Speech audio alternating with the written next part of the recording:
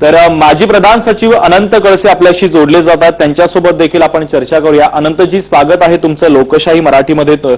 आपण पाहतोय राजकीय घडामोडी आता राज्यातील वेगवान झालेल्या आहेत आणि आता ठाकरेंचे काही खासदार हे शिंदेंच्या संपर्कात असल्याचं कळतंय आणि ते कदाचित वेगळा गट स्थापन करण्याची देखील शक्यता आहे। जर त्यांनी वेगळा गट स्थापन केला तर नेमकी प्रक्रिया कशी असेल, संविधानिक प्रक्रिया नेमकी कशी असेल? यामध्ये पक्षांचा विरोधी कायदा जो आहे तो त्यामध्ये आहे, त्यामुळे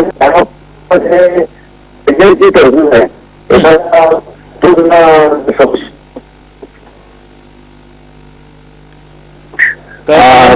या प्रमाणात अगदी बोला या प्रमाणात जर फूट पडली तर या आता 9 खासदार आहे त्यापैकी 6 किंवा 7 सदस्यांनी लोकसभा अध्यक्षांना पत्र दिलं की आमच्या संसदीय पक्षामध्ये फूट पडलेली आहे आणि संघटनात्मक पक्षामध्ये फूट पडलेली आहे, तर माननीय अध्यक्ष लोकसभा हे सगळं तपासून घेतील, त्यांना संधी देतील, कागदपत्र मागवतील आणि हे सगळं झाल्यानंतर माननीय अध्यक्ष लोकसभा ती त्यांना परमिशन द्यायची न द्यायची हा निर्णय घेतील आणि परवानगी जर दिली तर हा वेगळा पक्ष अस्तित्वात येईल।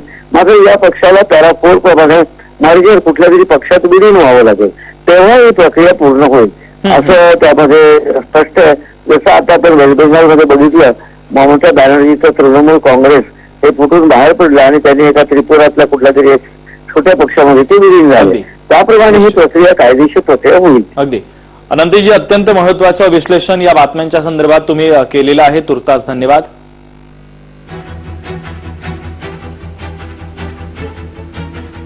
पुढची महत्वाची बातमी आपण पाहूयात।